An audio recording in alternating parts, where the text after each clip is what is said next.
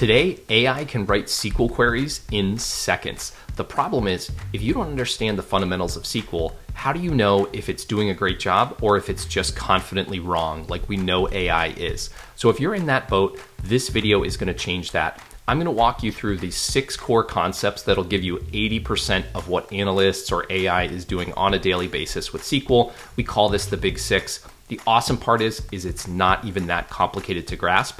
And if you do have these fundamentals, then you can use AI confidently, you can master data, and you can turn it into your competitive advantage. We'll jump in, I'll write some queries, I'll show you a quick demo of MySQL Workbench, which is a free tool you could actually spin up on your own, you can download it. So let's get into this and take your SQL game to the next level. First, I'm going to introduce you to what I call the big 6 elements of a SQL statement.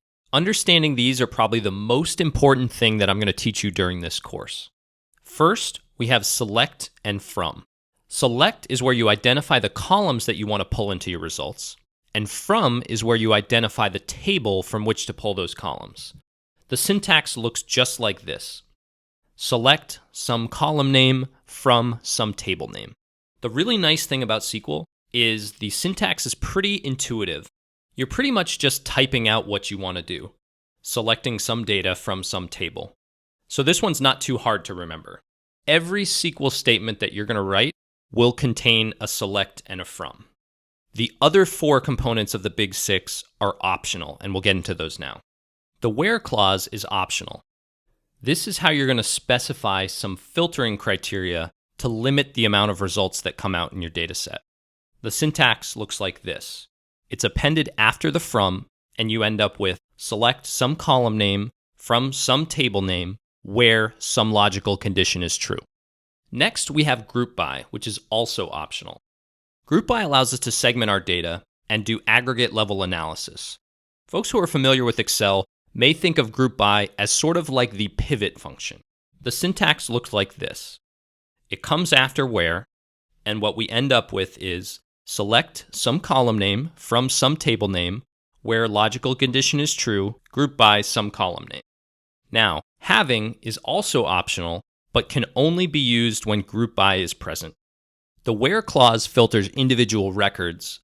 Having filters specific groups based on certain criteria. Having comes after group by, and the syntax looks like this. Remember, you can't have having without group by, because it's a group level filtering criteria. Finally, we have order by. Order by always comes last of the big 6, and order by is how we sort our records. The syntax looks like this, order by some column name. Your select is where you're going to name the columns that you want to appear in your query results. The syntax looks like this. Here's where you list out the columns you want to return in your query. You can specify a single column, or you can specify multiple columns separated by commas. It's important to remember that select is one of the 2 things you'll always need to include in every SQL statement you write in this course. The other is from. Here's a pro tip. A lot of times when folks are getting started with SQL, they try to do filtering in their select statement. But select isn't where we're going to apply our filters. So go ahead and just name the columns that you want to include in your query. And we'll worry about the filtering later in a where clause. From is where you'll identify the tables you're going to select your data from. The syntax looks like this, from table name. It's important to remember that from is one of the 2 things you're going to need to include in every SQL query you write in this course. Select is the other. Now, here's a pro tip so you don't get tripped up. When we talked about the select statement, we showed you how to select multiple columns by listing them separated by a comma. You can't do that in your from clause. If you want to select from multiple tables, you're going to need to use a join. We'll cover joins in detail later in the course. Let's take what we've learned about select and from and put it together and run our first select star from on the database. Select star from tells SQL to select all columns from a specified table. When you run select star from a table without using a where clause, you're going to return the entire table. You'll get all columns and all rows because you're selecting all columns and you're not limiting to specific rows using a where clause. Here's a pro tip. Use select star from to quickly see what data is in a table. But beware, sometimes this query will take a long time to run if you're dealing with a large table. So let's take our select star from and apply it to the rental table in the Maven Movies database. We can go ahead and run this select star by clicking on the lightning bolt up here. Now, we see our results in the result grid, and because we did select star without using a where clause to limit the results, what we have here is the entire rental table in our result grid. One thing to note, if we write our query like this, select star from rental on 2 separate lines and go ahead and run it, you'll see we saw the exact same results. Again, it's the entire rental table. This is an important thing to note, that SQL is not going to be bothered by a line break here. So a lot of times we're going to write our queries in a way that optimizes them to be the most human readable. The format that you see here with select and from on different rows is very common. It will make your code easy to read for yourself when you come back later.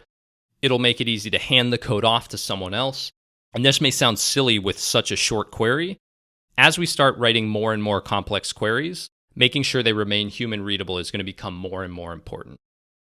Sometimes you might want to select data from a table, but you don't need all of the columns. I'm going to walk you through how you select specific columns from a table now. You can return one or more specific columns by naming them explicitly in your select statement. To select data from multiple columns, you'll separate the column names with a comma. Here's a pro tip. Use line breaks and indentation to make sure that your code is human readable. This won't matter when your queries are very simple, but as you get more advanced and start writing more and more complex SQL queries, this will become more important for you. Here's an example of selecting 2 columns from our rental table. Notice how I've broken my query into multiple lines, with the select and the from furthest to the left, and then used indentation for the various column names. This makes it really easy for you or anyone else picking up your query to understand what you're trying to do, and quickly identify the various components of the query. So let's go ahead and run that by clicking on this lightning bolt up here. You'll notice that nothing came up in the result grid here. If you run a query and you don't see any results, that's your first indication that you might have an error in your syntax. If you think you might have an error, go down to your action output, which is a summary of what's happening on the server. You'll see the time at which the query was run, the action taken, which is the query that you're trying to run, and then the most important part over here is the response. The response can be a really good clue into what's wrong with your query.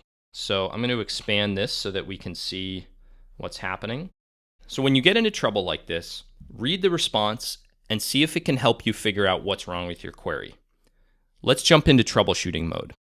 So in the response, we see error code 1064, which says we have an error in our SQL syntax.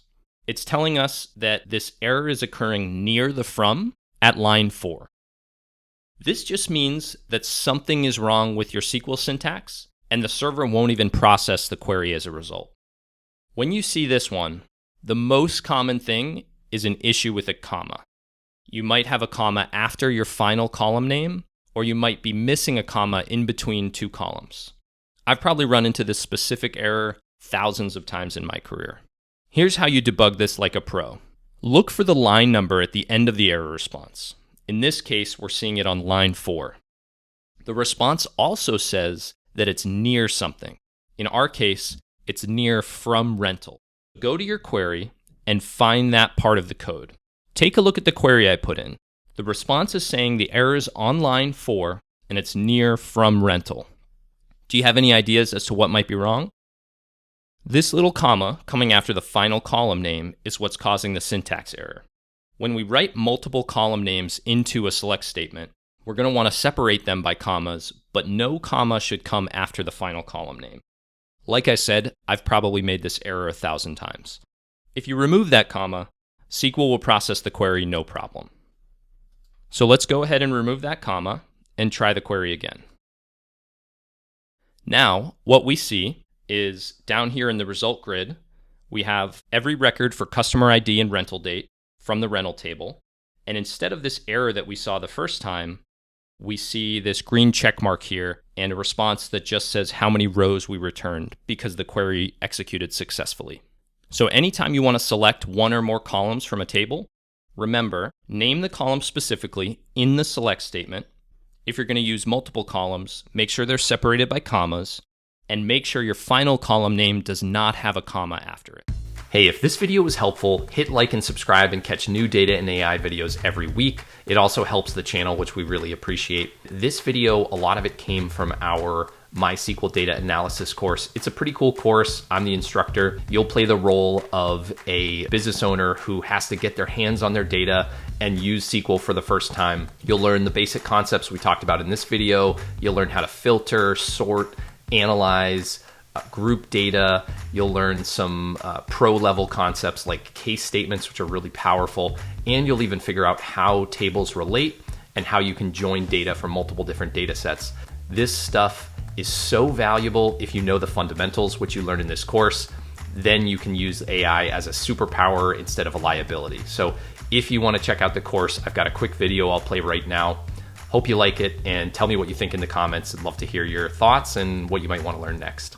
In this course, you'll be playing the role of a new business owner who has just acquired a brick and mortar DVD rental business. Using nothing but a relational database, you'll need to learn everything you can about your business, including staff, inventory, and customer behaviors. But don't worry, I'll be right alongside you every step of the way to guide you through. We'll start with a quick introduction to SQL and its various flavors. Then we'll download the tools that we'll need to access the Maven Movies database, and we'll address some key database fundamentals. Once we're up and running, we'll dive right into single table analysis using queries to select, filter, sort, and group our data. From there, we'll shift into more complex use cases, and we'll practice analyzing data across multiple tables using join statements. Now, this course is designed to be hands-on and extremely practical. So you'll be working through assignments and projects to apply what you've learned to real business challenges, and you'll hone your analytical thinking skills in the process. If you're ready to keep going and add SQL to your toolkit, the full course is available on our site. There's a link in the description. And the best part is the way our site's set up, a lot of the videos, you can just go there and watch them, preview the course. You don't even need a credit card, and you don't even need an account. You don't have to give us an email or anything. They're just totally open there on the website, so you can watch and you can start learning a little bit and decide if the course is right for you. So check out the link in the description, and I hope to see you in the course.